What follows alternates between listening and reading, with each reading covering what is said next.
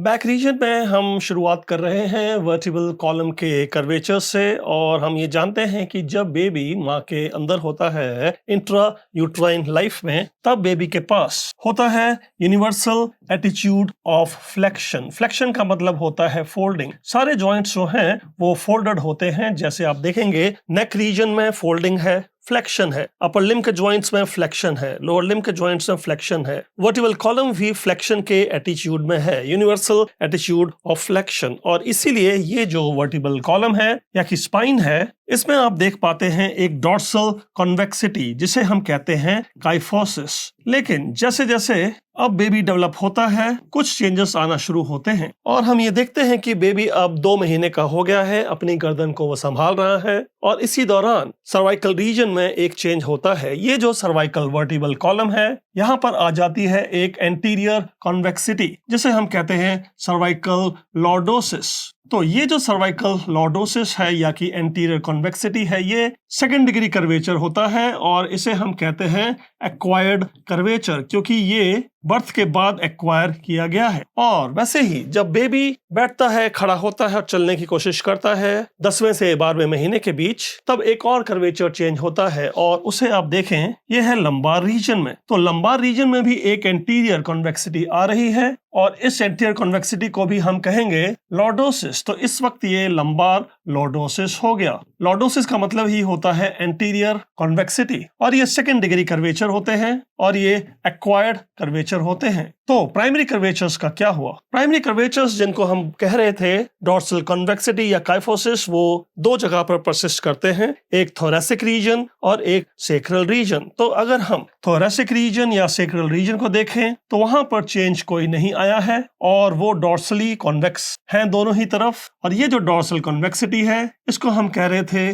Kyphosis. तो thoracic region में हमें मिल रहा है काइफोसिस और वही हम देख रहे हैं। ये जो प्राइमरी कर्वेचर होते हैं, ये सेक्रल रीजन में भी है और सेक्रल रीजन में भी परसिस्ट कर रहा है काइफोसिस। तो ये प्राइमरी कर्वेचर हुए। 2 प्राइमरी कर्वेचर जो परसिस्ट कर रहे थे इंट्रायूट्राइन लाइफ से और 2 सेकेंडरी कर्वेचर्स जो एक्वायर्ड हैं। अब मान लीजिए कि ये एक लेडी है और उसका एक बेबी आ गया है, वो प्रेग्नेंट हो गई है। तो बेबी जो आता है वो आगे की तरफ को आता है और सेंटर ऑफ ग्रेविटी जो है वो आगे की तरफ को शिफ्ट हो जाती है। इसी कारण से इस लेडी को लंबार रीजन में जो लॉर्डोसिस है वो एक्सैजरेटेड हो जाती है। तो हम इसे कहते हैं एक्सैजरेटेड लंबार लॉर्डोसिस, जो कि प्रेगनेंसी में आएगी। ये एक एक्वायर्ड कर्वेचर है जो कि अब एक्सैजरेट हो गया है, क्योंकि वहां पर एक बेबी आया था और सेंटर ऑफ ग्रेविटी जो है वो आगे की तरफ शिफ्ट हो गया था।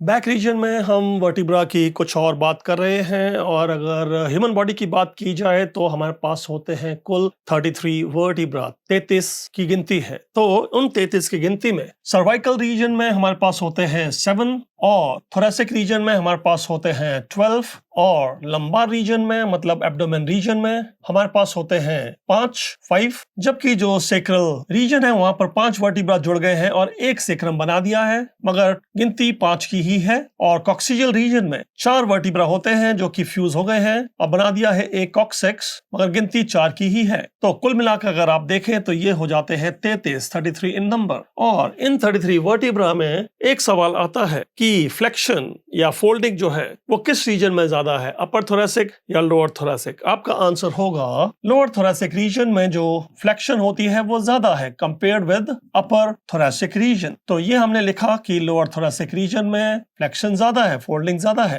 Compared with upper thoracic. फिर एक सवाल आता है कि लंबार रीजन में रोटेशन लिमिटेड क्यों है? वो इसलिए क्योंकि जो उनके आर्टिकुलर फेसेट हैं ऊपर और नीचे की तरफ वो इंटरलॉकिंग है, इसलिए रोटेशन मिनिमाइज हो जाती है। कहने का मतलब ये हुआ कि लंबार रीजन में जो रोटेशन है वो काफी मिनिमम है, कॉम्प्रोमाइज है। तो less of rotation possible in the lumbar vertebra region. इस तरह के सवाल आते हैं और आपको उनके उत्तर पता होना चाहिए। फिर हम देखते हैं कि कुछ सिमिलरिटी है सर्वाइकल वर्टिब्रा में और लंबार वर्टिब्रा में। तो उन्हें हम देखेंगे क्या सिमिलरिटी है। फिर हम जानेंगे कि थोरेसिक वर्टिब्रा बिल्कुल उनके अपोजिट कैरेक्टरिस्टिक फीचर लेके चल रहा है। तो थोरेसिक वर्टिब्रा सर्वाइकल और लंबार से अलग कैसे है, यही जानने के लिए हमने उन्हें अलग से रख लिया है यहाँ पर। और आप देख पा रहे हैं ये है सर्वाइकल वर्टिब्रा और ये है लंबार वर्टिब्रा। हम देखते हैं कि दोनों की बॉडी जो है वो ओवल शेप है, चाहे वो सर्वाइकल रीजन हो या कि वो लंबार रीजन हो, बॉडी शेप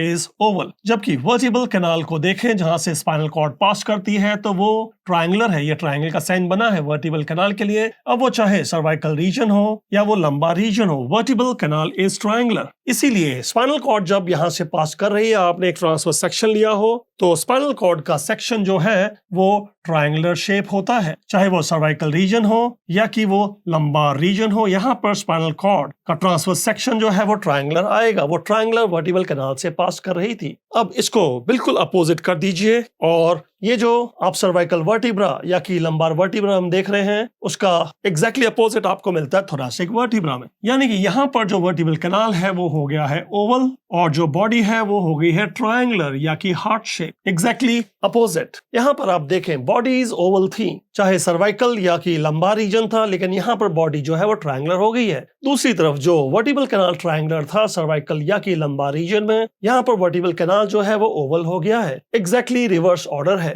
थोरेसिक रीजन में अगर आप उससे कंपेयर कर रहे हैं सर्वाइकल या कि लंबार रीजन से, अब आपको कैसे पता चलता है कि एक वर्टिब्रा सर्वाइकल रीजन से है। सर्वाइकल रीजन में जो वर्टिब्रा होते हैं उनके पास होता है फोरामेन ट्रांसवर्सेरियम, यानी ट्रांसवर्स प्रोसेस में होता है फोरामेन जिससे पास करती है वर्टिब्रल आर्टरी और फिर चली जाती है क्रेनियल कैविटी में सर्कल ऑफ विलिस को कंट्रीब्यूट करने के लिए। और ये ऐसा सिर्फ सर्वाइकल रीजन में ही होता है। तो ये जो फोरामेन ट्रांसवर्सेरियम है ये हमें केवल और केवल सर्वाइकल वर्टिब्रा में ही मिलेंगे। इनसे पास करती है वर्टिब्रल आर्टरी जो कि बाद में कंट्रीब्यूट करती है सर्कल ऑफ विलिस के लिए, मगर वहां पहुंचने से पहले, क्रेनियल कैविटी पहुंचने से पहले उसे पास करना होता है फोरामेन ट्रांसवर्सेरियम से। तो ऐसे आप पता कर पाएंगे कि ये सर्वाइकल वर्टिब्रा है। फोरामेन ट्रांसवर्सेरियम आपको नहीं मिलेंगे, चाहे वो थोरेसिक वर्टिब्रा हो या कि वो लंबार वर्टिब्रा हो, उनके ट्रांसवर्स प्रोसेस में कोई भी फोरामेन ट्रांसवर्सेरियम नहीं होगा। अगर फोरामेन ट्रांसवर्सेरियम दिखा तो वो सिर्फ और सिर्फ सर्वाइकल वर्टिब्रा हो सकता है। तो फिर आप थोरेसिक वर्टिब्रा को कैसे पहचानेंगे?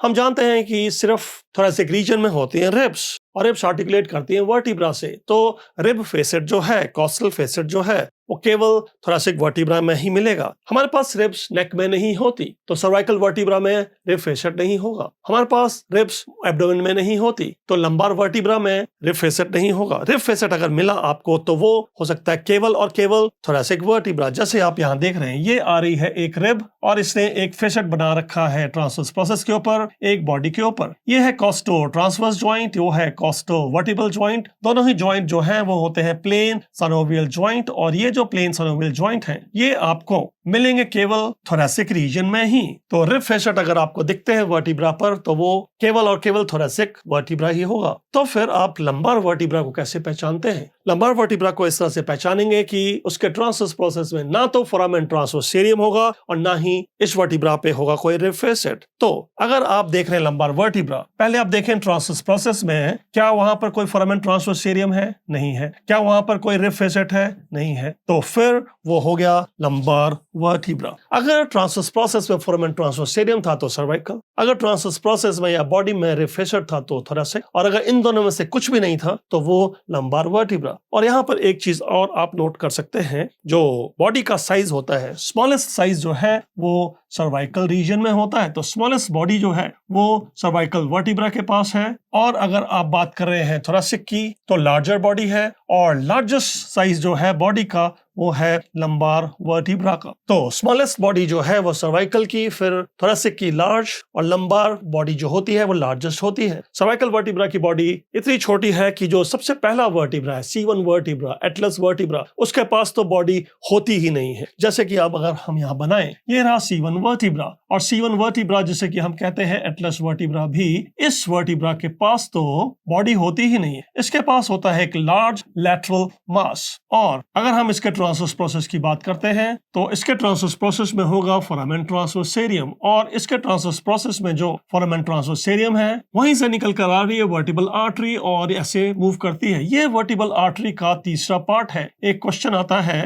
Third part of vertebral artery. is passing through foramen transverse cerium of C1 vertebra and then crosses superiorly on posterior arch. ये जो posterior arch है एटलस वर्टिब्रा की, इसके ऊपर एक ग्रूव बन जाता है। तो ये जो पोस्टीरियर आर्च है एटलस वर्टिब्रा की, इसके ऊपर एक ग्रूव बनता है और वो इसलिए बनता है क्योंकि वर्टिब्रल आर्टरी का तीसरा पार्ट जो है यहाँ से पास कर रहा होता है इससे पहले कि वो क्रेनियल कैविटी में एंटर करे। और ये भी ध्यान रखें कि वर्टिब्रल आर्टरी जो फोरामेन ट्रांसवर्स सीरियम से पास करती है वो केवल अपर 6 सर्वाइकल वर्टिब्रा के फोरामेन ट्रांसवर्स सीरियम से पास करती है। जो C7 वर्टिब्रा है उसके पास फोरामेन ट्रांसवर्स सीरियम जरूर है लेकिन उसके अंदर से वर्टिब्रल आर्टरी पास नहीं करती। तो vertebral artery passes only upper 6 foramen transverse cerium. It is not passing through cervical 7 foramen transverse cerium. और इसके साथ ही हमें अब डिस्कस करना है आर्टिकुलर फेसेट्स को। ये जो आर्टिकुलर फेसेट्स होते हैं सर्वाइकल रीजन में, इनकी डायरेक्शन बैकवर्ड एंड अपवर्ड है। जबकि अगर आप कंपेयर करें सुपीरियर आर्टिकुलर फेसेट को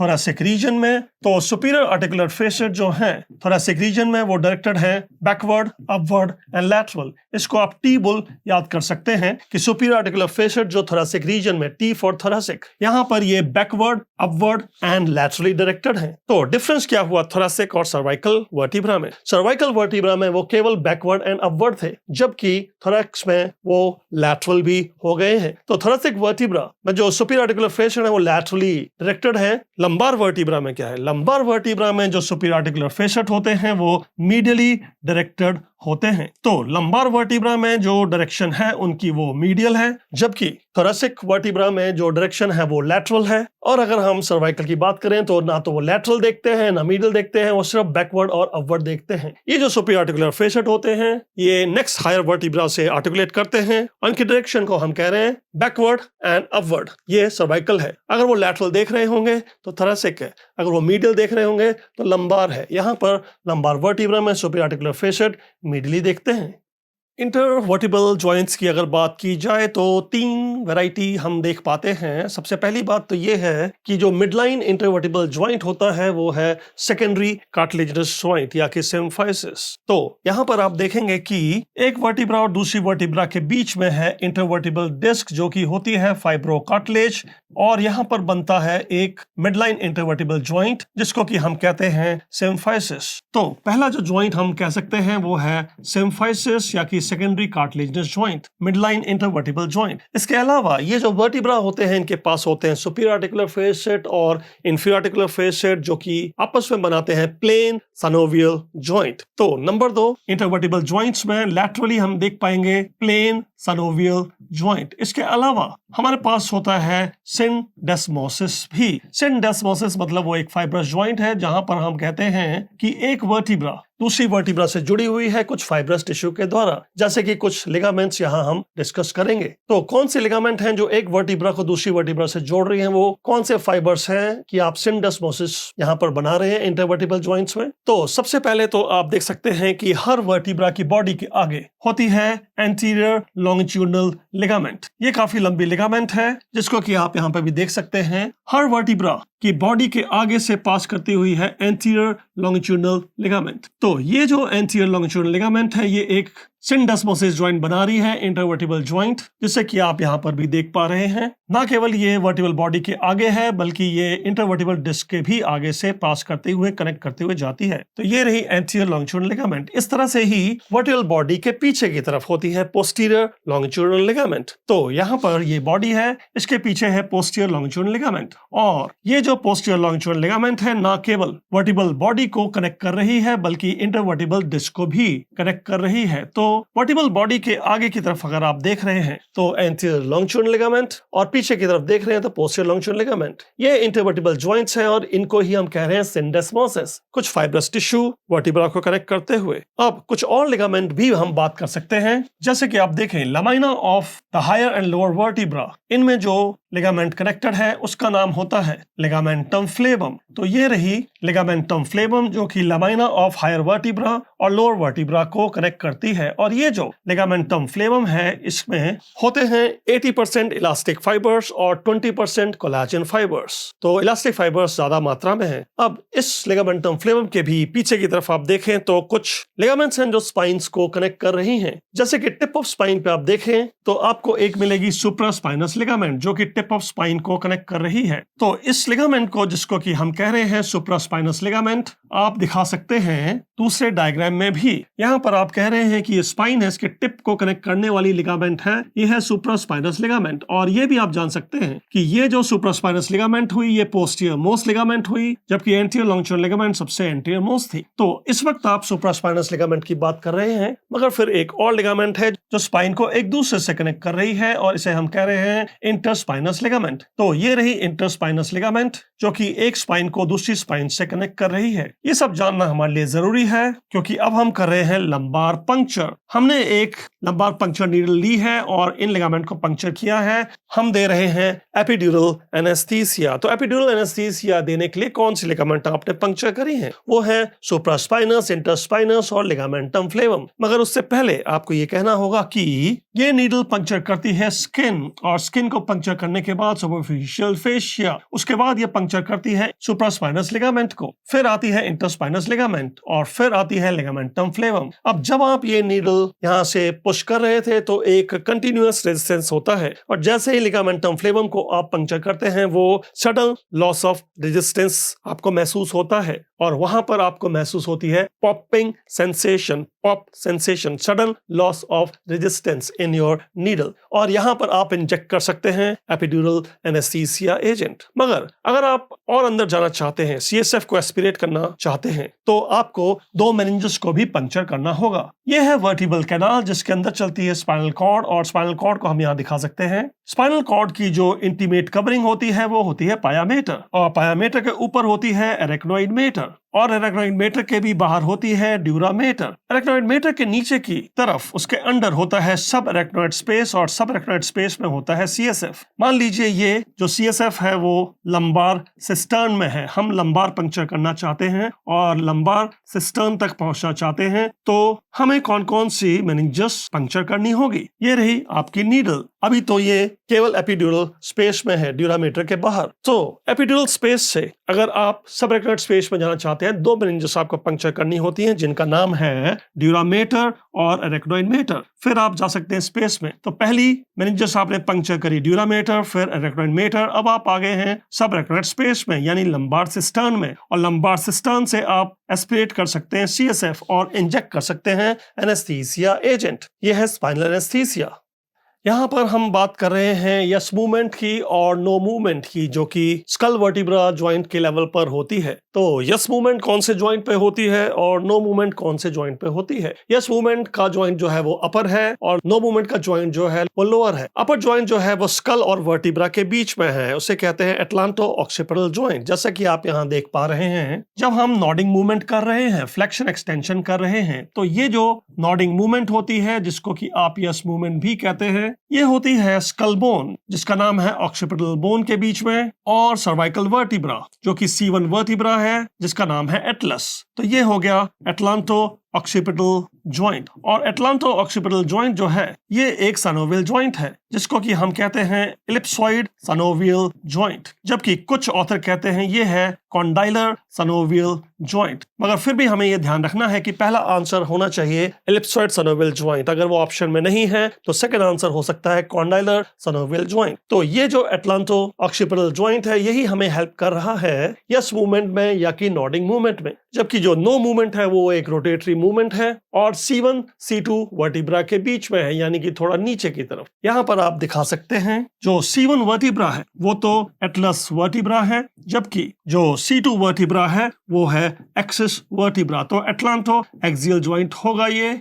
और यहीं पर हम बता सकते हैं कि एक्सिस के पास एक होता है अपवर्ड प्रोजेक्शन जिसको हम कहते हैं डेंस ऑफ एक्सिस, या कि दूसरा नाम है ओडोंटॉइड प्रोसेस ऑफ एक्सिस। और ये ओडोंटॉइड प्रोसेस जो है एक्सिस का वो एटलस के अंदर फिट होता है, और अब एटलस बोन जो है वो रोटेट करती है। मगर एटलस जब रोटेट करती है तो पूरा स्कल ही रोटेट करता है और हमें मिलता है नो मूवमेंट। तो ये जो नो मूवमेंट है ये है एटलांटो एक्सियल ज्वाइंट पे, और ये भी एक साइनोवियल ज्वाइंट है। इस साइनोवियल ज्वाइंट को हम कहते हैं पिवट साइनोवियल ज्वाइंट। दूसरा नाम इसका होता है ट्रोकोइड साइनोवियल ज्वाइंट। तो पिवट कह लीजिए या ट्रोकोइड साइनोवियल ज्वाइंट, यही वो ज्वाइंट है जो हमें हेल्प कर रहा है नो मूवमेंट में, और ये इस तरह से ही क्वेश्चन बनकर आ जाता है। हम यहाँ पर बात करेंगे स्पाइनल कॉर्ड के टर्मिनेशन की, जो कि बेबी एट बर्थ या कि एडल्ट सिचुएशन में स्पाइनल कॉर्ड कहाँ टर्मिनेट करती है, और उसके साथ उसकी मेनिंजेस और स्पेसेस की भी in relation to vertebral column. जो वर्टिब्रल कॉलम होता है उसकी लेंथ होती है 60 सेंटीमीटर, जबकि स्पाइनल कॉर्ड की लेंथ होती है केवल 45 सेंटीमीटर, 45 सेंटीमीटर। तो स्पाइनल कॉर्ड छोटी है, वर्टिब्रल कॉलम लंबा है। मगर शुरुआत में जब आप अर्ली फीटल स्टेज की बात कर रहे हैं तो 9 वीक फीटस में आप देखेंगे कि जो स्पाइनल कॉर्ड की लेंथ है वो वर्टिब्रल कॉलम की लेंथ के ही बराबर है। ये रही स्पाइनल कॉर्ड और उसके साथ आने वाली मेनिंजेस, और ये फ्यूज हो जाती है कॉक्सिक्स बोन के साथ, जो कि वर्टिब्रल कॉलम में है। तो यहाँ पर हम साइड व्यू से देख रहे हैं वर्टिब्रल कॉलम को, और कॉक्सिक्स बोन से फ्यूज हो गई थी स्पाइनल कॉर्ड। मगर बाद में जैसा कि हमने कहा डिफरेंशियल ग्रोथ होती है और वर्टिब्रल कॉलम जो है वो ज्यादा लंबा हो जाता है, तो इसलिए कॉक्सिक्स बोन जो है टिप ऑफ स्पाइनल कॉर्ड से दूर जाती नजर आएगी। जैसे कि आप यहाँ देख सकते हैं, ये रही कॉक्सिक्स बोन जो कि अब स्पाइनल कॉर्ड से दूर होती जा रही है। ये रही कॉक्सिक्स बोन और वो स्पाइनल कॉर्ड ऊपर चली गई है, और ये रही कॉक्सिक्स बोन, स्पाइनल कॉर्ड काफी ऊपर अब नजर आ रही है। मगर फिर ये होता है कि एक ओरिजिनल अटैचमेंट जो थी स्पाइनल कॉर्ड की कॉक्सिक्स के साथ, वो परसिस्ट कर रही होती है। वो एक कोलेजन फाइबर का स्ट्रक्चर है जो टिप ऑफ स्पाइनल कॉर्ड को कॉक्सिक्स बोन से जोड़ रहा होता है, और ये जो कोलेजन फाइबर है इनको हम कहते हैं फाइलम टर्मिनेल। तो ये जो फाइलम टर्मिनेल है ये कोलेजन फाइबर स्ट्रक्चर है जो टिप ऑफ स्पाइनल कॉर्ड को कॉक्सिक्स बोन से अभी भी जोड़ रहा है। तो ये रही कॉक्सिक्स बोन और ये रहा फाइलम टर्मिनेल, और वहां पर है स्पाइनल कॉर्ड का टर्मिनेशन। अब एक सवाल आता है कि स्पाइनल कॉर्ड का जो टर्मिनेशन है बेबी एट बर्थ वो कहां पर है। तो स्पाइनल कॉर्ड का जो टर्मिनेशन है बेबी एट बर्थ उसे आप कहेंगे L3 वर्टिब्रा का अपर बॉर्डर, जबकि कुछ ऑथर कहेंगे L3 वर्टिब्रा का लोअर बॉर्डर। तो अगर आपसे पूछा जाए termination of spinal cord at birth, आपको कहना है L3 वर्टिब्रा अपर बॉर्डर। अगर ऑप्शन में नहीं मिले तो आप दूसरा आंसर लगा सकते हैं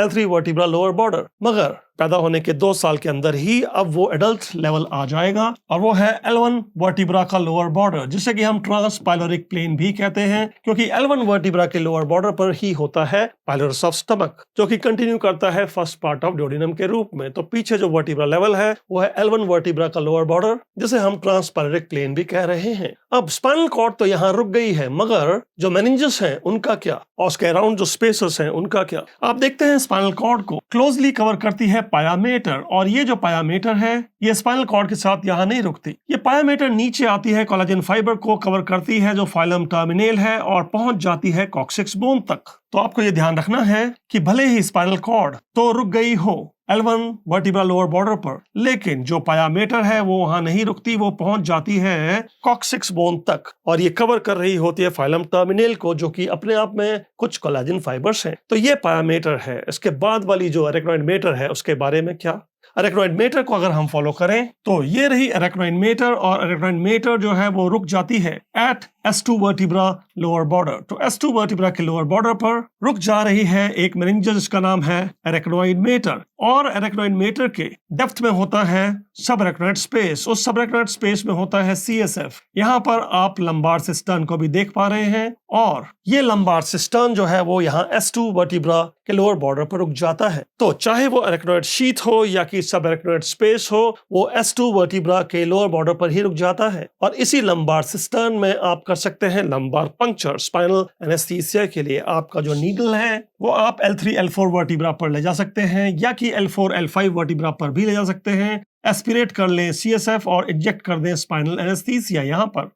यहाँ पर हम बात कर रहे हैं सर्वाइकल स्पाइनल कॉर्ड की दो एनलार्जमेंट की। एक होती है सर्वाइकल एनलार्जमेंट और एक होती है लंबोसेक्रल एनलार्जमेंट। जो सर्वाइकल एनलार्जमेंट है वहां से आता है ब्रेकियल प्लेक्सस, और जो लंबोसेक्रल एनलार्जमेंट है वहां से आती है लोअर लिम्ब की नर्व सप्लाई जैसे शियाटिक नर्व। तो इनकी रूट वैल्यूज क्या है, जैसा कि आप देख पा रहे हैं ये है स्पाइनल कॉर्ड, और स्पाइनल कॉर्ड के अंदर एक एनलार्जमेंट है सर्वाइकल रीजन में और एक है लंबोसेक्रल रीजन में। तो स्पाइनल सेगमेंट जो है सर्वाइकल एनलार्जमेंट में उनकी रूट वैल्यू क्या है। वो है C3 to T2 और यहीं से आता है ब्रेकियल प्लेक्सस। तो ब्रेकियल प्लेक्सस की न्यूरॉन बॉडीज यहाँ रखी होती हैं, वहां से निकलता है ब्रेकियल प्लेक्सस और ब्रेकियल प्लेक्सस की जो रूट वैल्यू है वो 5 रूट वैल्यूज होती हैं। स्टार्ट भी वो 5 से ही होता है, C5 से। तो C5, 6, 7 और 8 और T1 ये जो रूट वैल्यू है ब्रेकियल प्लेक्सस की ये रेडियल नर्व में भी मिलती है। तो रेडियल नर्व के पास 5 रूट वैल्यूज हैं ब्रेकियल प्लेक्सस की, मगर ये जो रूट वैल्यूज हैं ये लाई करेंगी इस रेंज में सर्वाइकल एनलार्जमेंट में। तो 2 क्वेश्चन आते हैं। एक आपसे पूछा जाएगा सर्वाइकल एनलार्जमेंट की रेंज क्या है, वो आप कहेंगे C3 से T2 और फिर पूछा जाता है कि ब्रेकियल प्लेक्सस की रूट वैल्यू क्या है, वो इसी रेंज में लाई करेगी।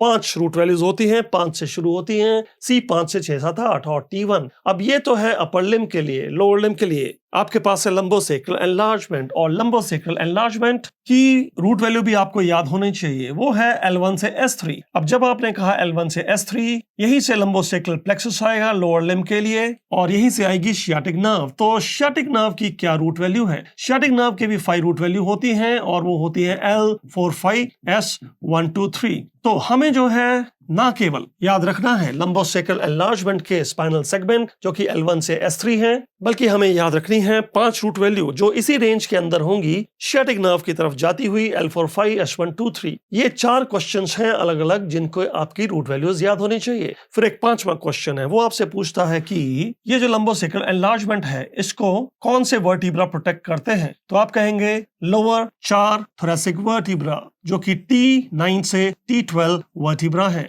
तो T9 से T12 वर्टिब्रा प्रोटेक्ट करते हैं लंबोसेक्रल एनलार्जमेंट को। अब हम जानते हैं कि स्पाइनल कॉर्ड का टर्मिनेशन हो जाता है L1 वर्टिब्रा के लोअर बॉर्डर पर, मगर यहाँ पर पायामेटर नहीं स्टॉप होती। पायामेटर तो नीचे चली जाती है कवर करते हुए फाइलम टर्मिनेल को जो कि कॉक्सिक्स तक पहुंच जाता है। तो फाइलम टर्मिनेल जो है कोलाजन फाइबर से बना होता है, कवर्ड होता है पायामेटर से। इसके 2 पार्ट हैं। फाइलम टर्मिनेल के 2 पार्ट कौन से हैं? एक है पायल पार्ट और एक है ड्यूरल पार्ट। जो पायल पार्ट है वो पहुंचता है S2 वर्टिब्रा के लोअर बॉर्डर पर। ये वही लेवल है जहां पर अरेक्नोइड शीथ भी रुक जाती है, सबअरेक्नोइड स्पेस भी रुक जाता है। तो अरेक्नोइड शीथ का टर्मिनेशन हो या सबअरेक्नोइड स्पेस का टर्मिनेशन हो वो है S2 वर्टिब्रा का लोअर बॉर्डर। यहां तक जो ये हिस्सा है फाइलम टर्मिनेल का इसको कहते हैं पायल पार्ट, जबकि यहां से नीचे की तरफ जो कॉक्सिक्स तक पहुंचेगा वो होगा ड्यूरल पार्ट। तो कॉक्सिक्स तक क्या क्या चीजें पहुंच रही हैं? नंबर 1 फाइलम टर्मिनेल, नंबर 2 उसके ऊपर लगी हुई पायामेटर और नंबर 3 ड्यूरामेटर भी। ड्यूरामेटर जो है वो फोरामेन मैग्नम से ही शुरू होती है और पूरी स्पाइनल कॉर्ड को कवर करते हुए नीचे तक पहुंच जाती है कॉक्सिक्स बोन तक। तो ड्यूरामेटर हो चाहे वो पायामेटर हो वो कॉक्सिक्स बोन तक फ्यूज हो जाती हैं, जबकि अरेक्नोइड मेटर जो है वो स्टॉप हो चुकी होती है S2 वर्टिब्रा के लोअर बॉर्डर पर ही।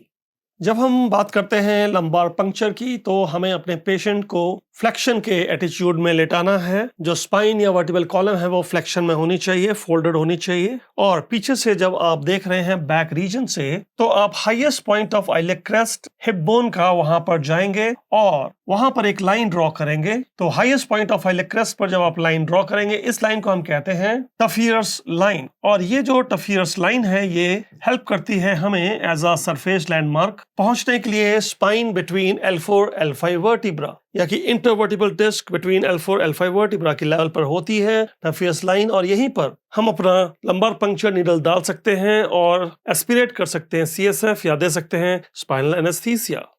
यहाँ पर हम स्लिप डिस्क की बात करेंगे और हमें पता होना चाहिए कि स्लिप डिस्क जो है लंबोसेक्रल रीजन में ज्यादा होती है, सर्वाइकल रीजन में कम। 90% पेशेंट जो हैं उनको स्लिप डिस्क होती है लंबोसेक्रल रीजन में और 10% पेशेंट्स को होती है सर्वाइकल रीजन में। जो थोरैक्स की स्लिप डिस्क है वो बहुत ही रेयर होती है। अब इससे पहले स्लिप डिस्क के ज्यादा डिटेल हम देखें, पहले आपको ये समझना है कि ये साइड व्यू से हम देख रहे हैं वर्टिब्रल कॉलम और इसके अंदर चल रही है स्पाइनल कॉर्ड, दे रही है स्पाइनल नर्व। तो ये जो स्पाइनल कॉर्ड स्पाइनल नर्व दे रही है जैसे कि C1 स्पाइनल सेगमेंट से आ रही है C1 स्पाइनल नर्व, ये बाहर कैसे निकलती है? तो यहाँ पर एक रूल है कि हर कोई स्पाइनल नर्व अपने कॉरस्पॉन्डिंग वर्टिब्रा के ऊपर से जाएगी। यानी कि अगर ये C1 स्पाइनल नर्व है तो C1 वर्टिब्रा के ऊपर से जाएगी। यहाँ पर होते हैं इंटरवर्टिब्रल फोरामेन, उनसे ये निकलती है। इसको थोड़ा मैग्नीफाई करके हमने यहाँ पे देखा है कि चाहे वो C1 हो, C2, 3, 4, 5 हो, यहाँ पर हमने C5 को मैग्नीफाई कर रखा है। कहने का मतलब ये हुआ कि अगर ये C6 वर्टिब्रा थी तो इसके ऊपर जो ये नर्व जा रही थी वो C6 नर्व होगी, या कि सिंपल रूल जैसे मैंने कहा सर्वाइकल रीजन में हर एक स्पाइनल नर्व अपने वर्टिब्रा के ऊपर से जाती है। Each spinal nerve will exit above corresponding vertebra. तो C5 के ऊपर कौन सी नर्व मिलेगी? C5 के ऊपर ऑब्वियसली हमें C5 नर्व मिलेगी। हर एक नर्व अपने वर्टिब्रा के ऊपर है, तो C6 के ऊपर C6 स्पाइनल नर्व, तो C7 वर्टिब्रा के ऊपर कौन सी होगी? वो C7 नर्व होगी। लेकिन अब एक चेंज होगा। हम जानते हैं कि सर्वाइकल वर्टिब्रा तो होते हैं 7, लेकिन नर्व होती हैं 8, तो C8 जो नर्व होगी वो कहां से जाएगी? अब डिस्क्रिपेंसी आ गई है। वर्टिब्रा तो होते हैं 7 जबकि नर्व होती है 8, तो ऑब्वियसली C8 नर्व जो है अब C7 वर्टिब्रा के नीचे से जाएगी। तो C7 वर्टिब्रा के ऊपर कौन है? Corresponding C7 nerve. तो C8 कहां से जाएगी? उसके नीचे से। और अब रूल चेंज हो जाता है, अब हर एक स्पाइनल नर्व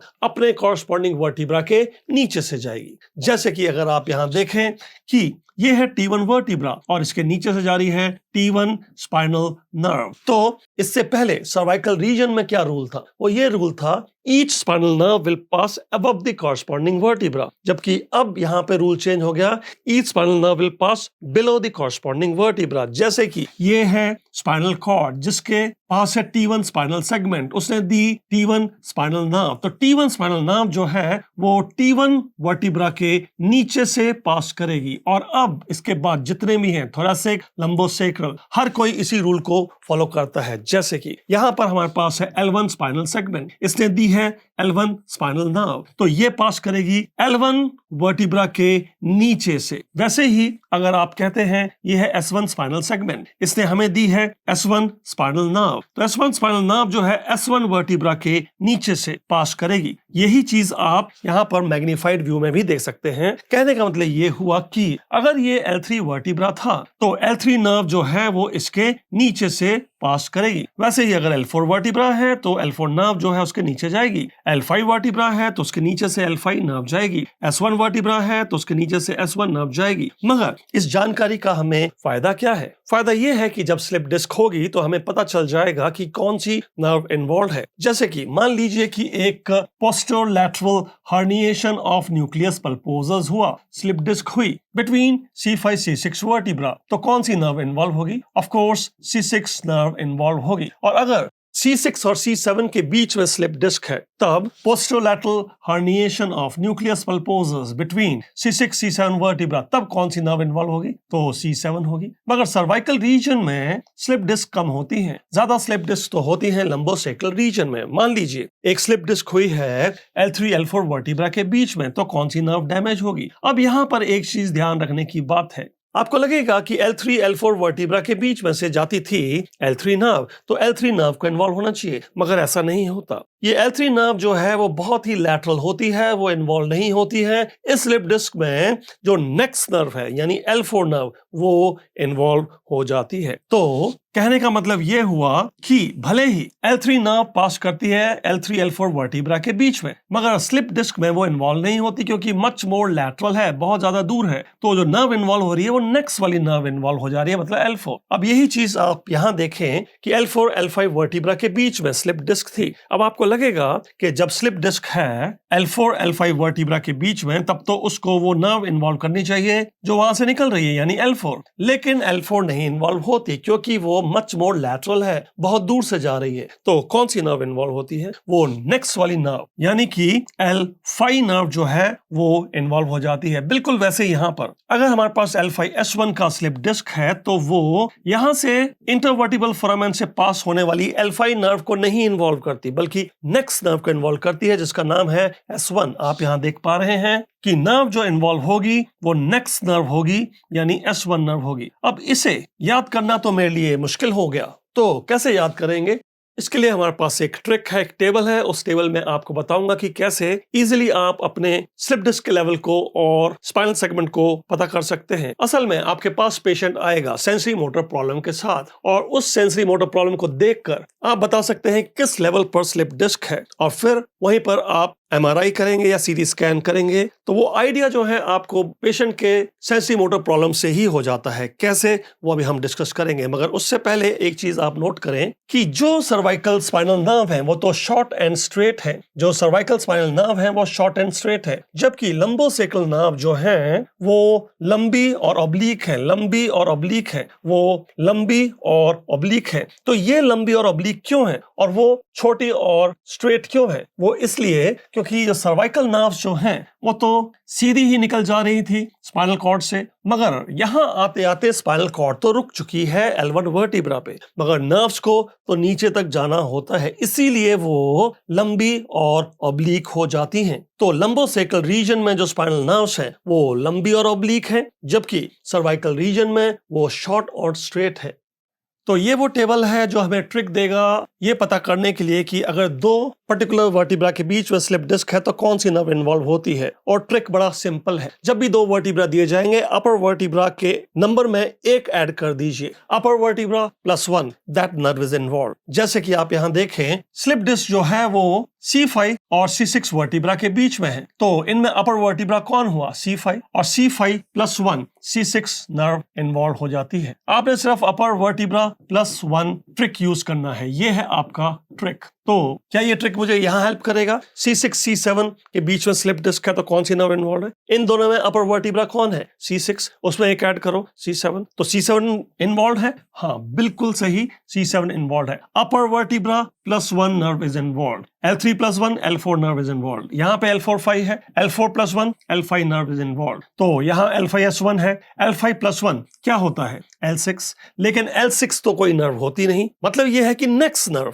तो L6 की जगह आपको क्या बोलना है? S1 nerve is involve. Upper vertebra +1 मतलब नेक्स्ट नर्व इज इन्वॉल्व। तो इसको हम यहाँ इस डायग्राम में भी देख सकते हैं, जैसे कि हमारे पास स्लिप डिस्क है C5 C6 वर्टिब्रा के बीच में, तो कौन सी नर्व इन्वॉल्व होगी? Upper vertebra +1 C5 +1 C6 nerve gets involve. ये C6 नर्व यहाँ डैमेज हो गई है। अगर हमारे पास था slip disc between C5 C6, और अगर स्लिप डिस्क है C6 C7 के बीच में, तब अगर C6 C7 के बीच में है तो अपर वर्टिब्रा है C6, उसमें +1 करिए और नर्व इन्वॉल्व होगी C7, C6 +1 C7 nerve involve. वैसे ही अगर C7 और T1 के बीच में है तो upper vertebra +1, that means C7 +1 C8 nerve will be involve. तो C8 नर्व इन्वॉल्व हो रही है अगर हमारे पास स्लिप डिस्क है C7 और T1 के बीच में, अपर vertebra +1 C7 +1 C8 nerve involve. और ये ट्रिक जो कि बहुत ही सिंपल और आसान है, यहाँ लंबोसेकल रीजन में भी आप इस्तेमाल कर सकते हैं। मान लीजिए एक स्लिप डिस्क हो गई है L3 और L4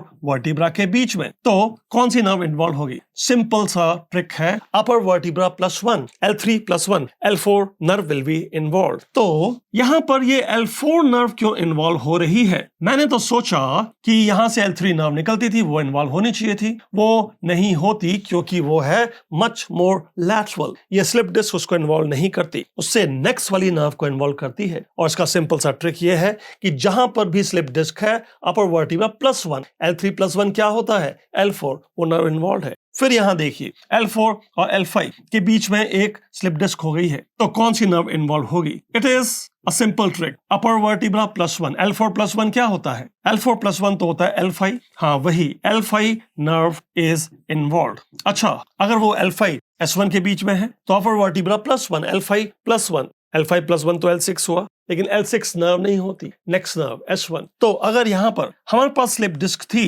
L5 S1 के बीच में, तो जो नर्व इन्वॉल्व हो रही है वो होगी S1, क्योंकि ये जो स्लिप डिस्क है वो उस नर्व को नहीं इन्वॉल्व करती जो वहां उस लेवल से बाहर निकल रही होती है, बल्कि नेक्स्ट नर्व को इन्वॉल्व कर लेती है। अब ये सब हमें ध्यान रखना तो मुश्किल है, इसीलिए हमने सिंपल सा एक ट्रिक यहाँ पे यूज कर लिया है। कहीं पर भी कोई स्लिप डिस्क दी गई हो, आपका काम सिर्फ ये है कि अपर vertebra +1 nerve is involved, upper vertebra +1 nerve is involved, upper vertebra +1 nerve is involved, और इसे आप कहीं पर भी इस्तेमाल कर सकते हैं। चलिए इसी का इस्तेमाल हम करते हैं अब कुछ पेशेंट्स के ऊपर भी। तो यहाँ पर एक पेशेंट आपके पास आया और उसने कहा कि जो मेरी ये मिडिल फिंगर है इसमें मुझे हो रही है बर्निंग सेंसेशन। आप जानते हैं कि मिडिल फिंगर या कि मिडिल तीनों फिंगर जो है उनका डर्माटोम होता है C7। तो आप सस्पेक्ट कर रहे हैं कि C7 लेवल पर कोई लीजन है और इसीलिए आप चेक कर रहे हैं ट्राइसेप्स रिफ्लेक्स को। ट्राइसेप्स रिफ्लेक्स को जब आपने चेक किया तो वीकनेस ऑफ एल्बो एक्सटेंशन था और ट्राइसेप्स रिफ्लेक्स जो है वो वीक था। अब आपको अपना ट्रिक यूज करना है कि किस लेवल पर ये स्लिप डिस्क हो सकती है, जहां पर कि अब आपको MRI फोकस करना होगा। तो हमारा ट्रिक ये है कि ये दो वर्टिब्रा हैं और इनके बीच में कोई स्लिप डिस्क हुई है और उस स्लिप डिस्क के कारण जो है एक नर्व इन्वॉल्व हो गई है जिसकी रूट वैल्यू है C7। तो अगर C7 डर्माटोम और C7 मायोटोम इन्वॉल्व है तो ये स्लिप डिस्क कहां पे थी? हमारा सिंपल रूल था कि ये अपर वर्टिब्रा +1 नर्व इन्वॉल्व होती है। तो आप रिवर्स भी जा सकते हो और जब आप रिवर्स जाओगे तो आपको समझ में आ जाएगा कि ये C6 और C7 के बीच की स्लिप डिस्क होगी,